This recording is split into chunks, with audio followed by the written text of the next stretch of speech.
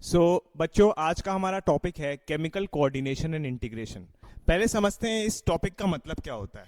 देखिए, इसके जस्ट पहले एक चैप्टर था न्यूरल कंट्रोल एंड कोऑर्डिनेशन, जिसमें हमने पढ़ा था कि कैसे नर्वस सिस्टम हमारे सिस्टम को कंट्रोल कर रहा है। But chemical coordination and integration का मतलब है कि इस चैप्टर में हम बेसिकली पढ़ने वाले हैं that all the organisms, how all the organisms have the integration. ठीक है, कोई भी ऑर्गेनिज्म जो है वो किसी भी इंडिपेंडेंट सिस्टम के वजह से काम नहीं कर रहा है, बल्कि दो सिस्टम के जुगलबंदी के वजह से काम कर रहा है, इंटीग्रेशन के वजह से काम कर रहा है।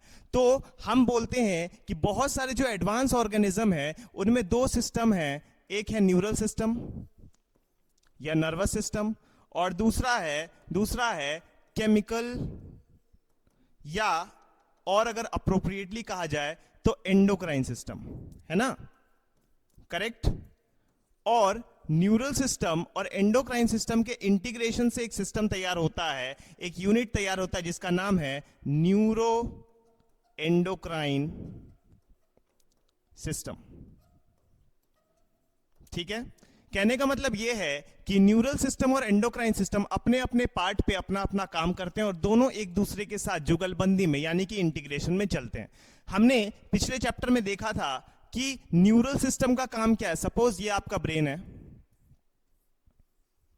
ये आपका स्पाइनल कॉर्ड है, और कोई भी एक्शन आप ले रहे हैं, है ना, तो सिग्नलिंग का काम कौन करता था? सिग्नलिंग का काम कौन करता था? नर्वस सिस्टम, है ना। और उन सिग्नल्स को रिसीव करके रिस्पॉन्ड करने का काम कौन करेगा? That is endocrine system.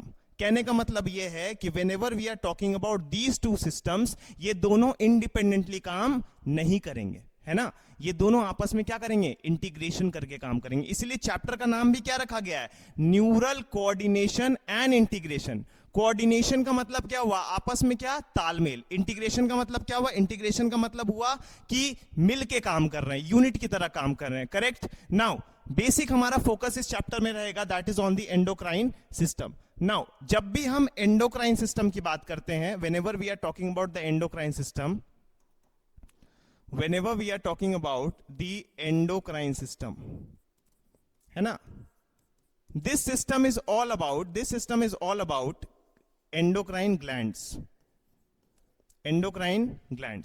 अब बेसिकली अगर हम ग्लैंड्स की बात करें तो ग्लैंड्स दो प्रकार के होते हैं। Glands are of two types, the exocrine gland and the endocrine gland. अब समझिएगा इस कॉन्सेप्ट को।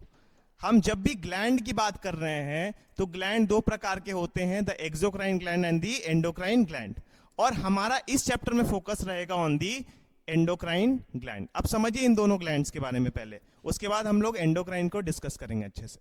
जब हम एक्सोक्राइन ग्लैंड की बात कर रहे हैं तो these are nothing but the glands with duct. अब समझिए इस कॉन्सेप्ट को। वैसे ग्लैंड्स जिनके पास अपनी एक पाइप है, अपनी एक डक्ट है, अब उस डक्ट के थ्रू करते क्या है? वो एक जगह से दूसरे जगह पे सिक्रीशंस को पहुंचाते हैं। सपोज ये कोई ग्लैंड है, this is a parotid gland, ये एक सलाइवरी ग्लैंड है, और इसके पास खुद का अपना एक डक्ट है, पाइप है। क्या है? पाइप है। तो अगर इसको पॉइंट ए से पॉइंट बी तक कोई चीज पहुंचानी है तो उसके लिए इसके पास क्या है? खुद का, इसके पास खुद का क्या है? इसके पास खुद का है डक्ट। तो वैसे ग्लैंड्स जिनमें क्या हो? वैसे ग्लैंड्स जिनमें क्या प्रेजेंट हो? डक्ट प्रेजेंट हो। जिनमें क्या प्रेजेंट हो? डक्ट प्रेजेंट हो, उनको हम क्या बोलते हैं? एक्सोक्राइन ग्लैंड, है ना। लेकिन वैसे ग्लैंड जिसमें कोई भी डायरेक्ट डक्ट प्रेजेंट नहीं है, कहने का मतलब यह है वैसे ग्लैंड्स जो डायरेक्टली अपना सिक्रीशन कहां दे रहे हैं?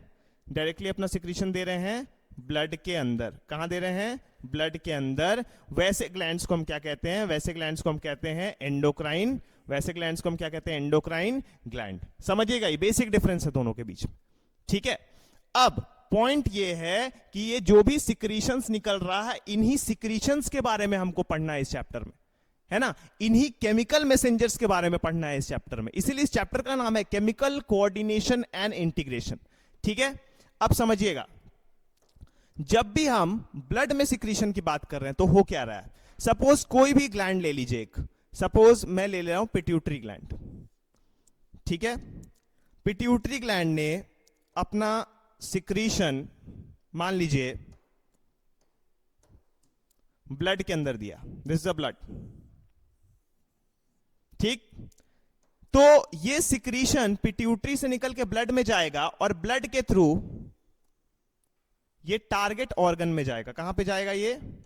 It will go to the target organ, जो भी टारगेट ऑर्गन है, it will go to the target organ. So blood यहां पे क्या है, एक मीडियम है जो क्या कर रहा है, इस सिक्रीशन को, इस हार्मोन को एक पॉइंट से दूसरे पॉइंट पे क्या करा रहा है, ट्रेवल कराने का काम कर रहा है। यही काम है एंडोक्राइन ग्लैंड्स का, करेक्ट।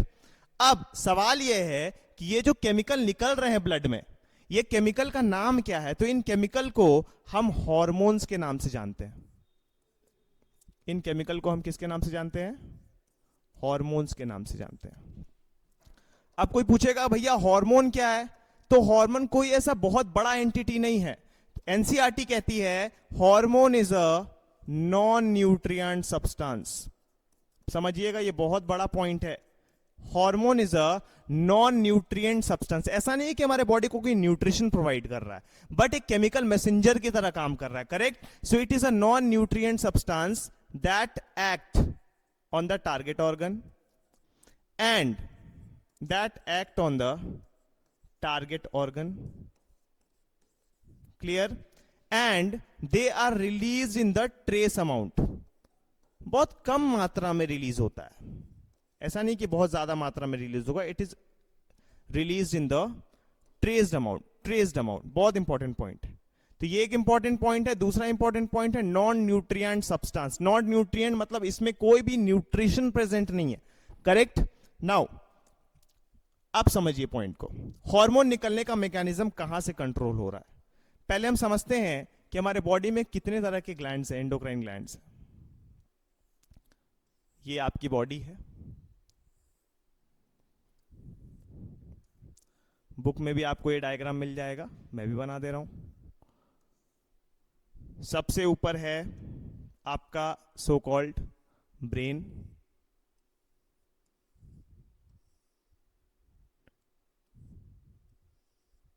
ठीक है। नाउ सबसे पहले बात करते हैं from top to bottom, correct. So there is a junction in a brain, there is a junction called as hypothalamus. Consider this point as a supreme court of the body. अब समझिए hypothalamus का function. Hypothalamus is master of master glands. Now why it is called master of master glands, अभी आप पढ़ोगे तो आप notice करोगे majority of functions, majority of chemicals जो रिलीज हो रहे हैं, ठीक है, वो अंडर हाइपोथैलेमस रिलीज हो रहे हैं। कहने का मतलब ये है हाइपोथैलेमस एक ऐसा जंक्शन है, एक ऐसा मास्टर ऑफ मास्टर ग्लैंड है जो दूसरे ग्लैंड्स को भी कंट्रोल करने का काम कर रहा है, करेक्ट। हाइपोथैलेमस से रिलेटेड है एक ग्लैंड जो बिल्कुल ऐसे स्टॉक की तरह लटका हुआ है, जिसका नाम है पिट्यूटरी ग्लैंड, जिसका नाम है pituitary gland. This is pituitary gland. अब हाइपोथैलेमस को याद होगा, हमने कहा था master of master gland, pituitary is the master gland. अब आप बोलोगे पिट्यूटरी क्यों है मास्टर ग्लैंड? पिट्यूटरी इसलिए है मास्टर ग्लैंड क्योंकि पिट्यूटरी मेजॉरिटी ऑफ हार्मोन्स को रिलीज करता है बॉडी के अंदर, जो बेसिक फंक्शन प्रोवाइड कर रहा है। ऑल्सो पिट्यूटरी बहुत सारे ग्लैंड्स को भी कंट्रोल करने का काम करता है ना। तो इसीलिए पिट्यूटरी को